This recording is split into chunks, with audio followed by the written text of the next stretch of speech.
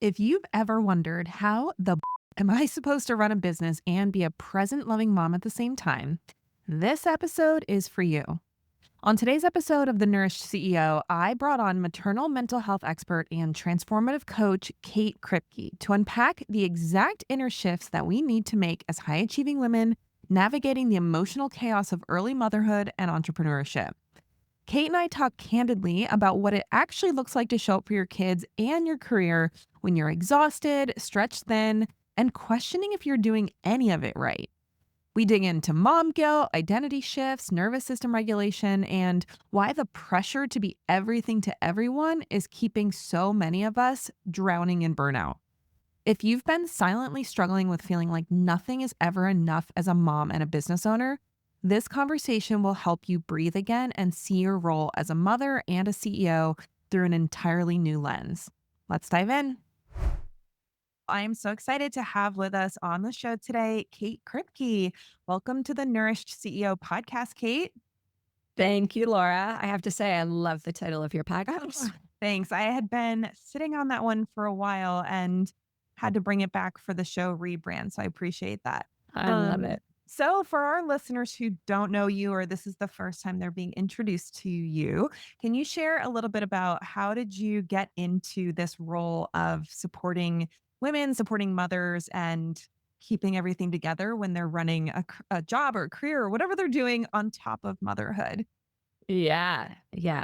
I love this question. And of course, you can go deep or shallow in an answer, but I'm going to go somewhere in the middle. I'm going to start by giving you a little background of my background. So I was raised in New York City by two very loving, but also very high achieving parents. So I grew up in a household where perfectionism and exceptionalism, I may have just made up that word, but it was kind of in the air that I breathed in. It was never directly spoken to me. I did not have parents who sort of forced good grades on me, but I was watching them and I was sort of the forever good girl growing up. Also experienced a ton of anxiety as a kiddo all the way into my 20s and had quite significant postpartum anxiety after my now 18-year-old was born, after my first daughter was born. When I went into a career in mental health, I'm a licensed clinical social worker by training. I thought I wanted to work with kids. And I went in the direction of working with teens and really wanting to advocate for child mental health. And what I learned very quickly in my very first job out of grad school was that those teens did not want to be in my office, but their mothers did, right? And so when their moms got the support that they needed, the kids started, quote unquote, doing better, right? They Mhm. started having fewer mental health crises. They started going to school more. They started getting better grades, all those things that we hope for our children. I saw that shift not when I was working with the kids, but when I was working with the moms. Mhm. And so I made a pretty distinct decision back in 2007 to really do a deep dive into that field of maternal mental health in that overlap of maternal and child mental health, because we do know, for better or for worse, that our nervous systems and our children's nervous systems are intimately connected. So maternal and child mental health are deeply, deeply, deeply entwined. And really the best way to make sure that our kids are mentally healthy and well is to make sure that we as moms are mentally healthy and well. The one other piece I'll add is that I really struggled with maintaining a career when my kids were little. And what does it look like to really, I knew that I wanted to be a working mom. My mom was a working mom. At one little point, I thought I wanted to stay home. And then between me, you, and all of your listeners, I was not a very good stay-at-home mom. I really found it hard. I mean, kudos to all those stay-at-home moms out there. I really was challenged in that department and wasn't a very good mom when I was around all the time. So Mhm. I had to navigate a way to both pursue my purpose-driven work and also show up as the kind of mom I wanted to be. And that was a process, but I'm really proud of all of it. Again, my daughters are now 16 and 18, and I've made it through. Quite frankly, I find the stage you are in a lot harder than the stage I'm in now with two teenage daughters. So that says a lot about how much I struggled, I think, when my kids were little. So Yeah. there you have it. Well, and I bet things would have been a lot different 16, 18 years ago, just knowing, how much the opportunities have changed for women, especially with online business. I know, 18 years ago, I'm sure there was some online business, but not anywhere near the amount it is now. And I agree with you. For me, I don't know how I would handle being a full-time stay-at-home mom, but I also don't know how I would handle being one of the like drop my baby off at daycare at 8 in the morning and pick them up at 5:30 or something. Like I just that was never something I was okay with either. So the fact that I can have a job, I guess is what we call it, that I'm able to be with my kids a lot, but not be with them all the time. Like for me, that's been really, really nice. It's hard. It's hard to Mm. create that and sustain that, but it is something that I'm really grateful that exists because I don't think it Totally. existed like 30 years ago. So speaking of that, so Kate and I were, before I hit record, I was sharing with her that I've been seeing a lot of moms quitting or contemplating quitting their online business in the last year, year and a half, maybe 2 years.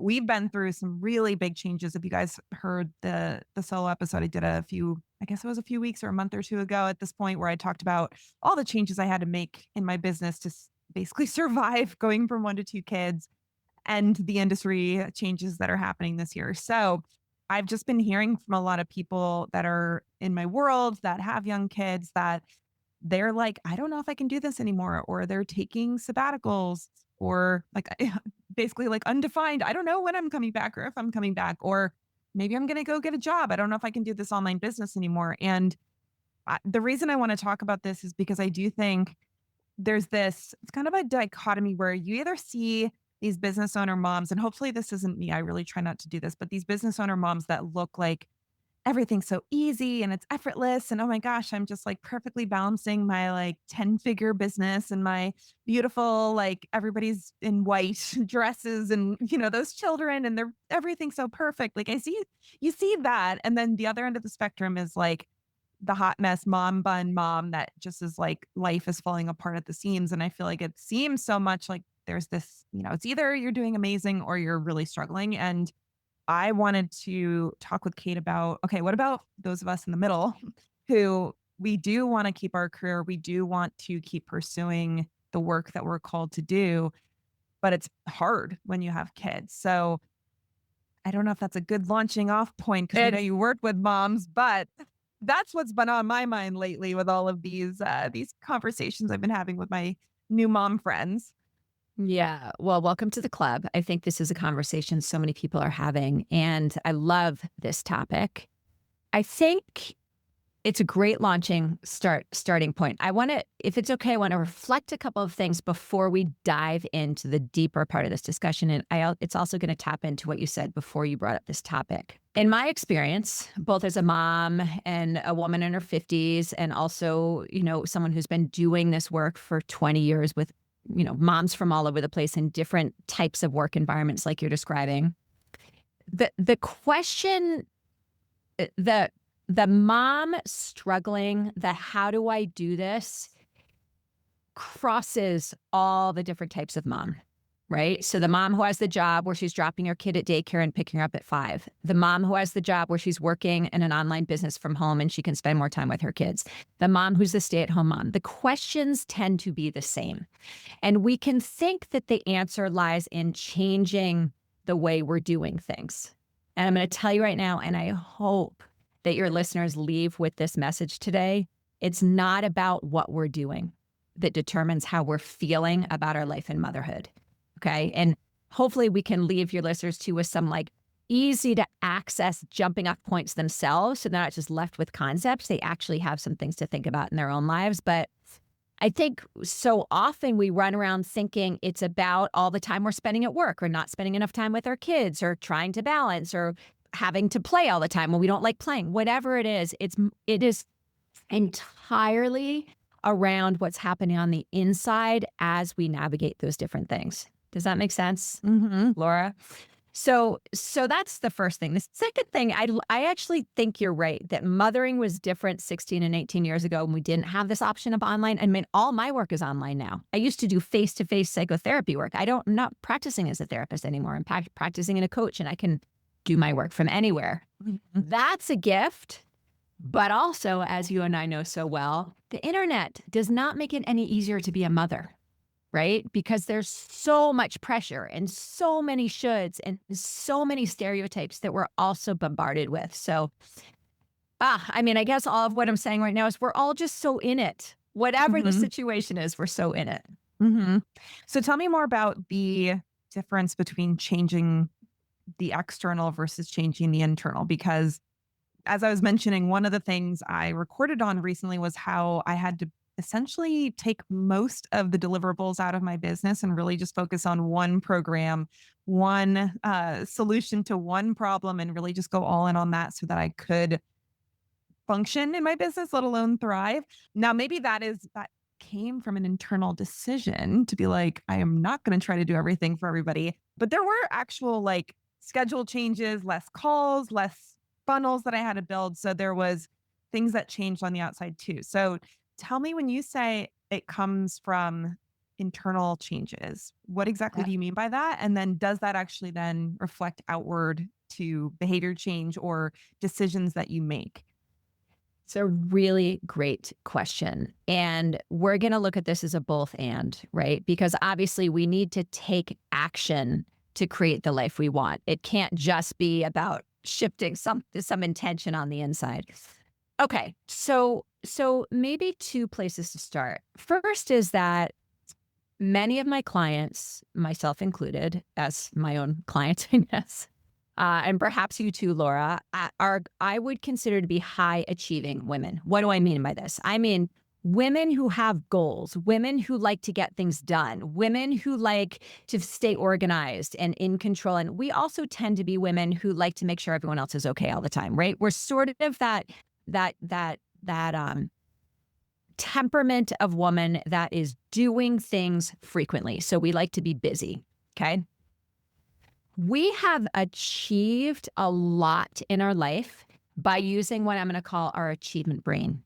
It's the part of our brain that's required for problem solving, planning, organizing, controlling, these things that make us feel safe and in control in our life.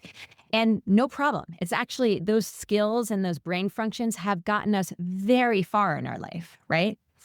And then we become mothers.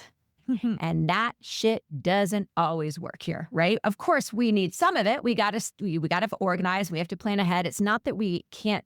It's not that that doesn't serve us in many ways, but if we're going to feel the way we want to feel in motherhood, not just have the life that we want on paper, but really feel the way we want to feel, we have to start asking different kinds of questions. Not what do I have to do? Right?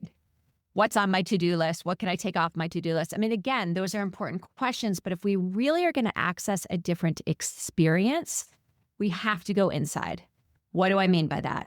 We have to start asking ourselves, what do I believe to be true? What do I believe is possible? So the basis that I do all my work on is based on this psychological template that says that our deepest beliefs about ourselves, that are often very unconscious, by the way. They're like in our blind spots. They're so ingrained, we don't even realize we have them. Those beliefs lead to the kind of thoughts we have on a regular basis. We walk in the kitchen, the dishes aren't done. What's the thought we're going to have, right? We hope to have that important meeting and the person says they no longer want to meet with us. What's the thought we have? Our kid is crying. What's the thought we have, right? So those beliefs lead to the kind of thoughts we have. Those thoughts lead to how we feel emotionally. Our emotions motivate certain choices and behavior, and those choices and behavior lead to the results of what our life looks and feels like. And many of us think, I'm just going to make some changes. I'm going to change what I do. We go one step back, right? We go into action. I'm just going to go to bed earlier. I'm going to cut my hours down. I'm just going to leave my job altogether. I'm just going to go back to work, right? Whatever it is. We think it's about doing. And that may shift things for a little while, but sooner or later, we're right back to feeling the way we felt before. Mhm. And that's because back here in the basis of all of this is probably some fear-based internal belief that we have about ourselves that's activating our nervous system. And we're bringing that nervous system to whatever we do. That was a lot of information, Laura, but I'm curious, does that make sense to you? How does that land?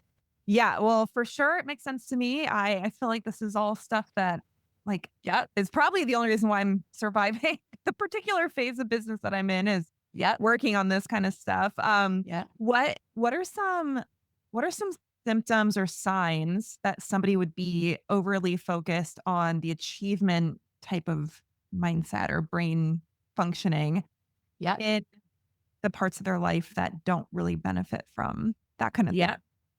One big one is feeling disconnected, right? So, emotional connection, relationship building, secure attachment with our kids, the way we want to feel in motherhood requires a very different brain function than getting things done. Mhm. That's probably the biggest one. When I hear people say, I'm just not present, I want to be more present, I'm distracted all the time, I just don't feel connected. Right. And again, that can happen for a mom who's got a, 40-hour work week, a 20-hour work week, or home all the time. It's Mhm. not dependent on what they're doing. Right. Mhm. That is what I hear often. And what it requires to feel deeply connected with our kids, regardless of what our job is that we're willing to slow down and pause and sit in total uncertainty, feel all those really uncomfortable emotions that most of us high achievers have done a really good job planning ahead so we don't have to feel those things, right? And connecting in the moment. And if we're distracted and moving and doing and working that achievement brain, we're going to miss those moments. So, overwhelm, burnout, feeling disconnected, feeling distracted. Those are probably some of the big ones. Losing our patience. A lot of mom rage can come from that, which I know many people who feel like they're trying to juggle it all will feel those kind of almost uncontrollable waves of fury. A lot of that is what this can look like in real life. Yeah, that makes sense. And I love that you're saying that it doesn't really have to do with the working situation. I mean, I'm sure if you're working 90, 100-hour weeks, that could probably make things worse. But if we're talking about kind of the normal spectrum of either not working at all, working part time, working a normal full time job, it doesn't sound like work is the thing that either creates or solves the problem. So many of us, when we feel anxious, let's just use that as a kind of emotion most of us can relate to. We try to control things. We try to control our environment so that we don't feel anxious. That's where we get off track. We try to control what's outside of us, right? And again, it's not that we don't have influence over those things, but we go outward before we go inward, right?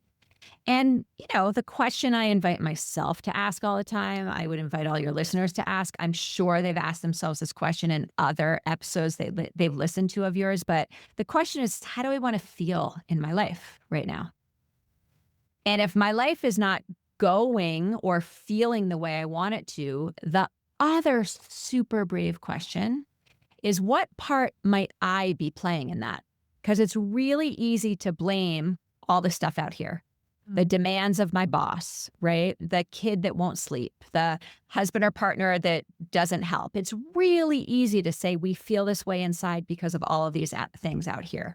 Usually we're playing some unintentional part. Like, for instance, we have a idea in our minds that if I don't do it, no one else will.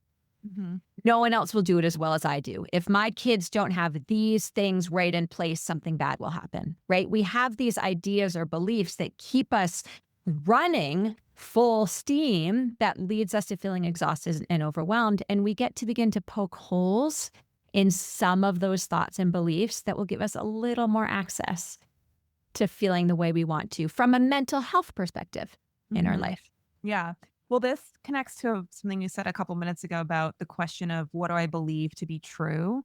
Yes. So, you just gave an example, oh, nobody can do it as well as me, which I think that can show up at home if it's like loading the dishwasher or, putting the kids to bed, or it can show up in business where, oh, my team member didn't respond to that email the way that I would have, or, they didn't do XYZ. And so I think there's a lot of when you are a high achieving, very, driven to excellence type of woman, it's like it is hard to trust people to do stuff at a level that you're okay with. And I know that's been something I've had to work on a lot is, letting my husband do a lot of things with the kids. Like he's, I would say at least 50% of the childcare now. So just being like, it's okay. The way he does it is good. It's the way he does it. That's fine.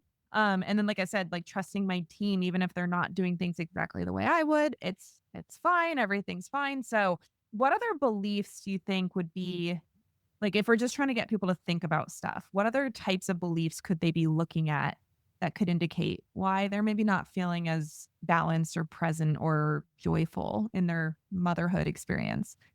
Yeah, great. And I would add one other place that this shows up is in childcare. So, right when we started, you said, I didn't feel good about dropping my kids at childcare and picking up at 5. I do not believe that it's wrong to not do that, but I certainly do not believe, sorry, I don't believe it's wrong to not want to send your kids to daycare. I also don't believe it's not okay to send them to daycare. Mhm. There is no problem with sending our kids to daycare from a place of child development and attachment. And I Mhm. feel really strongly about that. And I just, anyway, so that's another place too, right? No one can do it as well as I can. And therefore, we want to be the ones with our kids all the time or feel like we need to. And I think that's the difference as we go into this next question you asked. There's a difference between want and need, right? If I'm someone who really is wanting to pursue some kind of purpose-driven work that I feel really strongly about, whether it's online or not online, I can want to be with my kids more. But the question becomes, do I need to be with my kids more for my kids to be okay, for our relationship to be okay, for me to feel okay? And that's a question that we want to poke, if there might be some beliefs in there that we talk about right now that we want to poke some holes in that gives some of your listeners more room to trust that everyone's going to be okay, even if they're not home as much as they want to be home. Does that make Mhm. sense? Yeah, yeah, and I'm wondering because this is definitely something that I've had to wrap my brain around, and I would Yeah. imagine a lot of my friends have to as well, is Yeah. this it is a difference of saying, "Yeah, I can do childcare." Like, I do part-time childcare, and I'm not Yeah. afraid that anything bad is gonna happen to Yeah. my Yeah. kids, Yeah.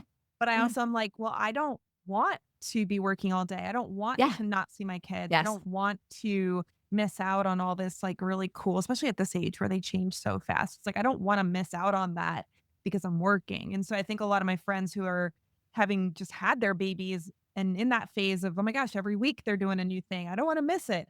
I don't know if it's I don't know if it's what we would call mom guilt, because I don't know if I feel guilty. It's more just Mm, that trying to figure out, mm, okay, where is the line of I want to be there around my kids and I want to experience this stuff and I want to not be working, but I also want my business to grow. I want to, do what I'm talented at. I want to, make good money for our family. Like it's almost like they're conflicting desires. And it's not that, at least for me, I can't speak for anybody else, but for me, it's not that I feel that either one is failing per se. It's more just yeah. there's not enough of me to go around for all of it, and then that's Yeah. where it starts to be, like, a little sticky. Yeah. It's great. So I know you know this, but I'm going to say it anyway. Nobody, I'm going to, no, most people, I would be surprised if anyone wanted to miss those things. So when I hear you saying, I don't want to miss those things, yeah, of course. Even the woman who's working 100-hour week, she doesn't want to miss those things. So this is not about want, right? And I do think there's a really interesting question here that goes into the mental health piece again is how willing are we to feel emotional discomfort?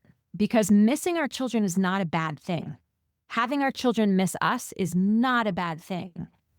Being sad we missed our child's first step is not a bad thing, right? So many of us, I think there's an overlap with high achievers as well. We were often raised in families where we were taught that we shouldn't feel uncomfortable emotions. If we're feeling something uncomfortable, it means there's something bad or wrong happening, or there's something bad or wrong with us. Mm.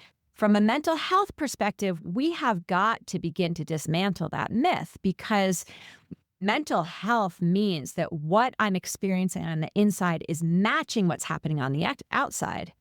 So if I come home and my child has said his or her first word and I wasn't there, I'm going to feel sad. Likely. I might also feel excited that my child said their first word, but there's probably going to be some longing in there. We do not have to fix that longing. That longing is connected to love and attachment and connection. So I think some of us get confused and we think, oh, I don't want to miss these things because it doesn't feel good to miss these things. And therefore, I need to change something so I don't have to feel the feeling I feel when I miss them. And I just, again, for those women who are listening, who are quote unquote wanting to put in more time and energy and effort to their business, they're going to feel sad about missing things. Their children are going to miss them when they're not home for dinner. And I say, no problem. No problem. The emotion is never the problem. How we tend to ourselves and our children through that is where everything matters. Mhm. Does that make sense? Yeah, yeah. I'm like, maybe that's something I need to explore for myself because I agree that when you feel sad or you feel like, oh man, I missed this, or I mean, for me, there aren't even any major milestones that I can specifically think that I missed, but I think it's just the feeling of like any time that I'm working, unless my kids are sleeping, which if that's the case, I am like, bang, bang, bang, get it done. But if they're awake and they're doing stuff, or if I find out, oh, she did this thing at daycare and, it's so cool. The feeling of maybe I'm missing out on this. And it's almost that FOMO where you're like, maybe I shouldn't be working so hard, or maybe this isn't right. Like, I do think that the achievement mindset, as you were saying before, makes you want to fix it. And it Yes. makes you want to optimize. It's like maybe I can optimize my schedule so that I can not miss any of these amazing moments with my children, but also have a very successful business and work as much as I Yes. want. And I think sometimes it's like when you step back and really, I mean, I don't know. I like to try to keep an open mind about what's possible, but then sometimes it's like, Yes. well, no, it's literally not possible to work and not possibly miss some things with your kids. Like that's not really realistic to try to go for that. Yes. I love this. So, this whole debate, can we do it all? I mean, come on. We cannot do it all, right? Because there's only so many times in the day and we only have so many hands, right? Can we be it all? Can I be a successful professional and a successful mother? Can I be an inspired and motivated and energized professional in whatever category that is, and a connected, empathetic, kind, loving mother? 100%. 100%. So I think that's where this gets interesting and juicy, Laura, because if I'm going to choose to be a working mom, I'm also choosing the sadness and disappointment that comes from missing things that I might be able to tend to or be at if I was working less. Mm. I'm also choosing to allow my child to feel disappointment about my not being there. But from where I sit, no problem. Emotions are never the problem. I mean, a lot of us spend a lot of years in our life trying to avoid emotions, distract ourselves from emotions, or plan ahead so we don't have to feel them. It's never going to work. They're always going to be here. So, yeah, I think and so to go back to your question, what are the beliefs or thoughts that we carry in? One of them might be our job is, again, some of these may resonate for your listeners, some may not, but our job is to make sure our kids are happy all the time. Can we please poke holes in that one? Right? Emotional discomfort means there's something wrong. My job is to make sure my kids never feel emotional discomfort. My job is to make sure I'm never feeling emotional discomfort. If I found the right recipe, myself and my kids will feel happy all the time, right? There tends to be these thoughts that really fuel everything that or beliefs that fuel everything that follow that belief. And for me, the work and the yum is in challenging those beliefs and poking holes in those beliefs. Because if I no longer believe that my child's disappointment that I didn't make it to the school play is a problem, and I now know how to meet that disappointment with empathy and kindness and love, then there's kind of nothing to do. Mhm. So this is so interesting. I'm thinking about how you came to this work and how you had originally started working with the kids first. Mhm. And I think a lot of us, especially my age range, which is like, kind of that Gen X millennial crossover where we're in Yep. that we grew up in the 80s and the 90s and we're not totally in the tech world for our whole lives. We had the 90s summers and all of that and a very different style of parenting back then. Yeah. My feeling is maybe this is a belief that is common where we believe that if our kid is disappointed in something like you missed my dance recital or something like that, in my mind, I'm like, oh my gosh, that's going to be like a core memory that this child grows up with and is like, my mom wasn't there for me when I did these things. And, that's what's going to affect our relationship moving forward. I have two girls and, we might have more children. So I know at least I have some young women that I am supposed to be, demonstrating motherhood to. So all of that to say, what's your experience with all of that? Do you feel like kids do you take that kind of stuff really personally or make it mean something about them? Or do you feel like the way that their mom responds in those situations is what actually impacts the relationship and creates, the thing we might be trying to avoid by not missing any of the moments that they wanted us there for? I believe it has to do with how we respond. Mhm. Now, it is a both and, right? If I'm never around, if I am never around, that's going to have an impact, right? I think those of us who are mothers who are never around because we travel a lot for work or we have the job that keeps us, you know what I mean? Like the really big jobs where we're never around, we're going to know that this is more than just how we're responding because our children will make sure we know that. Even if we respond the way I'm about to teach you how we can all respond, something will still be missing. So, of course, we want to do our best or plan ahead so that we can show up when we need to for these things. But again, the question becomes, do our children need us to show up all the time for these things? And when they're disappointed if we don't show up, are we somehow causing some deep wound to the attachment and their sense of self and self-esteem, right? Great question, by the way. We want to be asking ourselves those questions. So, what is most impactful in our relationships with our kids is how willing and able are we to allow our children to feel normal human emotion? Okay.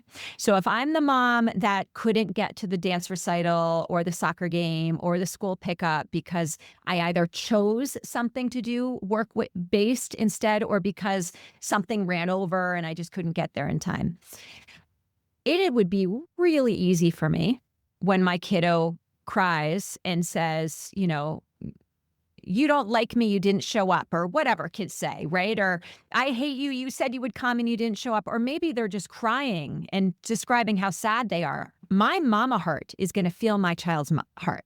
Mhm. And it's really easy in that moment to do a number of things. Number one, to overcompensate, right? To say to myself, oh my gosh, I can never miss anything again. And then I'm like running around like a crazy woman for the next 2 weeks trying to show up for everything because I feel so guilty about having missed that thing. That's not going to last. And we've probably all been there. And we just know that somehow that has its other impacts that we then have to deal with later, right?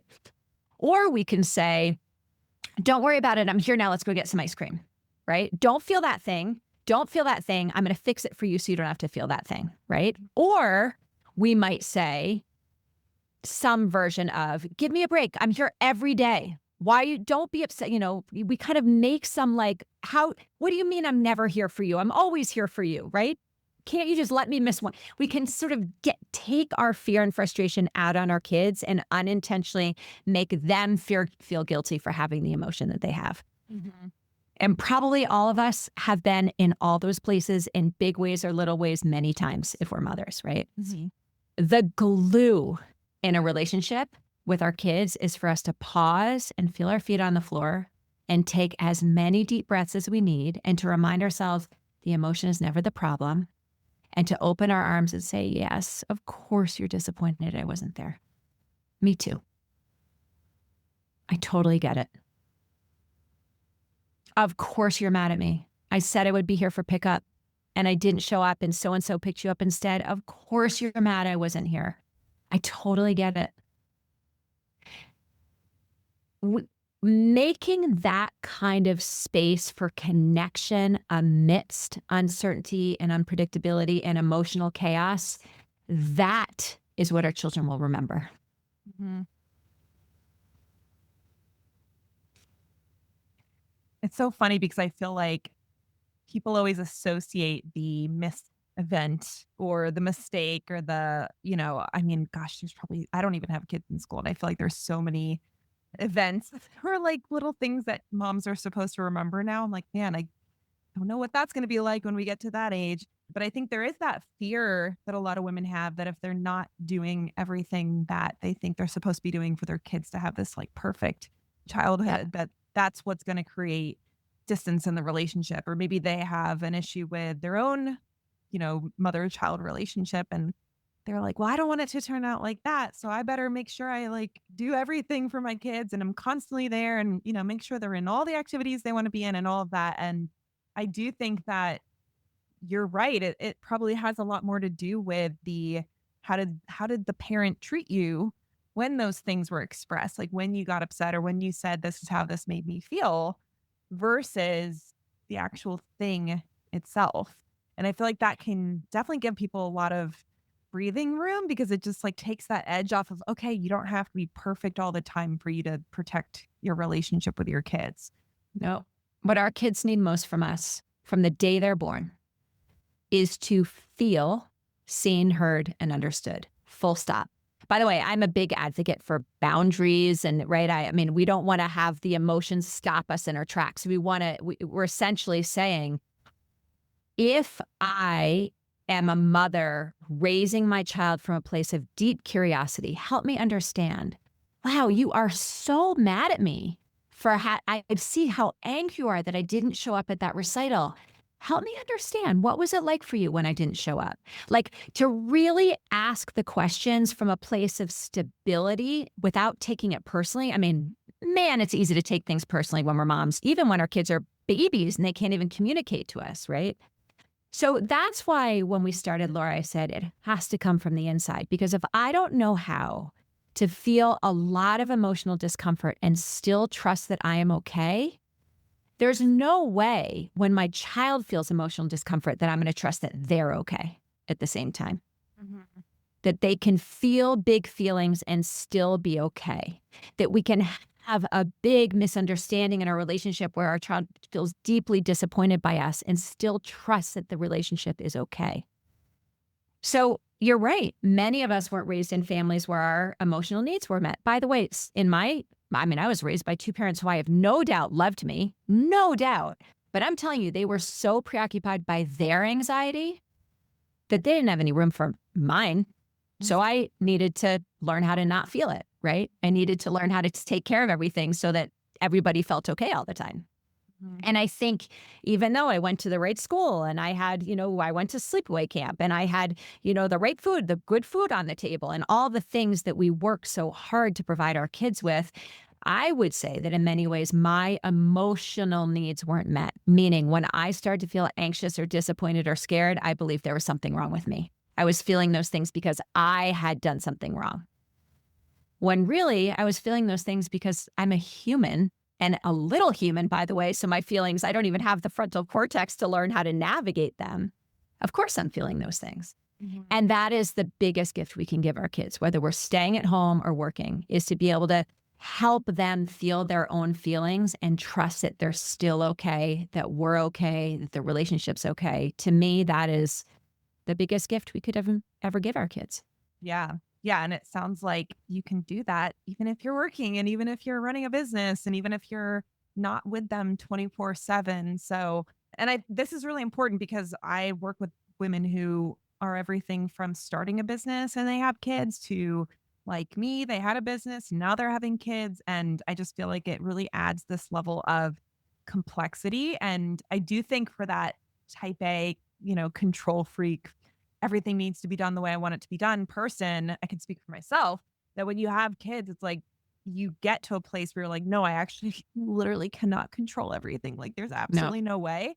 And that's where you start to decide, okay, what am I actually going to even try to quote unquote control? And then everything else just has to be good enough. And for me, it's been definitely like a roller coaster of a few years of just settling into that. But I feel like having my second kind of just fully shattered any level of sense of like I can control things. So in some ways it's actually nice because now I can just like show up and do my best and the best is good enough and don't have to worry about everything being perfect. So all of that to say, our listeners and the people I work with do tend towards the perfectionist spectrum. So, Yeah. just to wrap up, because I'm sure we could keep talking about all of this. I'm finding this very interesting, even for myself.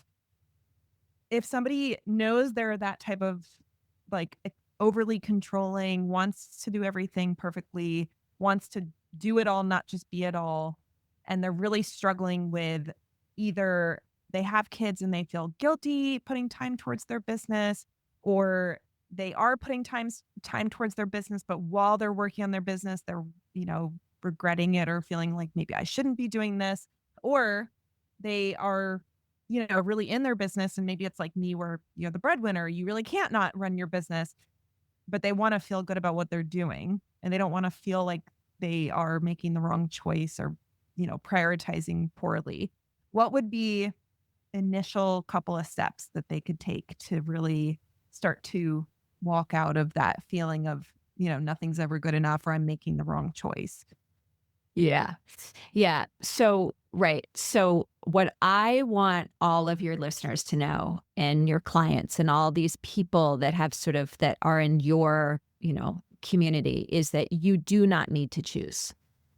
You may want to choose, you may want to work less and be home more, but you do not need to do that in order to raise healthy, happy, resilient, deeply bonded children. Okay. So, this is about want and not need. Okay. Because some people will say, well, to your point, like, I don't want to work 40 hours a week anymore. I actually want to be home more. Beautiful. And there might be some people listening who, for your reason, maybe they're the breadwinners. Maybe they're on an upward, momentum with their business. And they know if they stop now or take time off, it's going to be harder to get back on track. No problem. I think what's a really important little practice for people to do is to write down on a piece of paper that kind of formula that we just talked about in the beginning. They probably have heard this before on some of your episodes. Belief, thought, feeling, action, result. When you go to the result piece, to really think about, what do I want my life to feel like? What are the emotions I want to have access to right now? Doesn't matter what you come up with, right? And then to ask yourself, what would I need to believe about myself in order to have access to those emotions? In order to have a life where I'm feeling, not 24/7, by the way, there's all emotions move. So let's get out of that. Like, I want to feel this way all the time. But so that the baseline of my experience in my life is this. What would I have to believe about myself, about my life, about my children, about work in order to have access for that? Because those two things, we want to make them congruent. If they're incongruent, it's like trying to put water through a hose with a kink in it. And that is where I would start. Because if we can come up, if I believe that I'm not enough, right? If I believe somewhere in there that I'm not enough unless ... right? And I want to feel, peaceful and connected and grounded. Those are incongruent, right? And then the question becomes, how can I start to poke some holes? Is it possible that it's not true, that I'm inherently not enough? I mean, there's a, whole sequence that, we can go take people through to really poke holes in those beliefs so that they can flip those beliefs and then have more access to the feelings. But that's a kind of an interesting place to start. Mm-hmm. Yeah. I mean, even what you were saying before about the belief that my kid's missing me. That's exactly fill right. in the blank, right? It's like my kid's missing me as bad. And so if you're working and your kids are at daycare or school or whatever missing you, of course you're going to feel anxious or like, Exactly. yeah. And then to add the insult to injury, if what you're doing then doesn't work, quote unquote, like if, especially in Yes. entrepreneurship, not everything we do works. Yes. And you're like, wow, I just wasted 3 hours working on something that could have been with my kids and I got nothing accomplished. I do think that that would be a really obvious one that would create a lot of that discomfort. That's that baseline, like you said, not the occasional discomfort of, oh man, I missed my kids, blah, blah, blah. But the baseline of when I'm working, I am feeling uncomfortable because that means XYZ about me. Yeah, right. So if one of the things I hear a lot is I would want to feel confident, right? I want to I want to feel confident that I'm making the right choices. Okay, what would you need to believe in order to feel confident about your choices? Mhm. Well, I need to believe that when my kids miss me, they're still okay. Or we're still okay. Or just to the thing that we just talked about, that my children's, emotional discomfort is human and natural and normal and not a problem. So, yeah, I mean, I do this exercise in my life all the time, and different, little children, other problems, big children. I've got a daughter going to college next year, right, or this Yeah. fall. So I think there's all kinds of ways we can use this little exercise. And then the process is like almost like you're trying on a new piece of clothing. Like try on that new belief for size. How do you feel in your body when you say to yourself, my kiddo's emotional discomfort, my child's emotional discomfort is not a problem. It does not mean something bad is happening. How does that feel in my body when I try that belief on for size? Mhm. We're going to learn all kinds of new things about ourselves and our kids if we do it, if we do these things, right? Yeah. Yeah. Well, I definitely think we could do another hour. So I have a lot more questions, but I know we need to wrap things up. So, Yeah. Kate, thank you so much for sharing all of that. I know I have a lot to chew on, and I'm sure our listeners do as well. If they want to connect with you or learn more from you, where should they go? We'll make sure to link to these locations in our show notes. Yeah, thanks for asking. I have a 12-week program. It's a maternal mental health program. So it's really focused on these things that we're talking about. It's called the Calm Connection System. I'm going to send you a little link to a masterclass where people can learn more about that and learn more about some of the things we talked about today. I also have just a little giveaway for your folks. It's a 21-day kind of resilience reset. I call it what is it called right now? I think it's called the Calm Mom Reset or something. We're changing the name all the time. But essentially, it's 21 days where I am going to teach you how to build resilience in your brain to stress. Because, of course, if we don't know how to be resilient to emotional stress in motherhood, we are going to be very exhausted. So I'll pass that along your way too. And that might give some of your folks more little baby step actions to take right away. Amazing. Well, I am definitely going to check that out because I will always take more resilience There you go. for season. So, There you go. Kate, thank you so much for coming on and sharing all that wisdom with us. Yeah. And it was just really cool to hear a different perspective, especially from a more seasoned mom. I'm excited to walk my girls through the same journey that you've taken yours through. Yes. Yeah. Well, it's a journey for sure. And I'm excited for you because when we get on the path, it can feel a little less effortful. Still has things to do, but a little less internally effortful. So Yes, I'm looking that's forward to great. that. Thank you for having me. Yeah, thank you, Kate. Thanks to everyone for hanging out with us. We'll see you here next week on the Nourish CEO podcast. Bye, y'all. Thanks so much for tuning in to this episode of the Nourished CEO podcast. If you enjoyed this conversation and it brought you value, I would be so grateful if you would take a minute to leave a review over on iTunes. Your feedback not only helps more amazing coaches and practitioners like you find the show, it also helps me keep creating the kind of content that you want more of. Just head over to Apple Podcasts, search for the Nourish CEO podcast, scroll down and tap that write a review button. It only takes a minute and it means the world to me. Thanks again for being here, and I'll catch you on the next episode.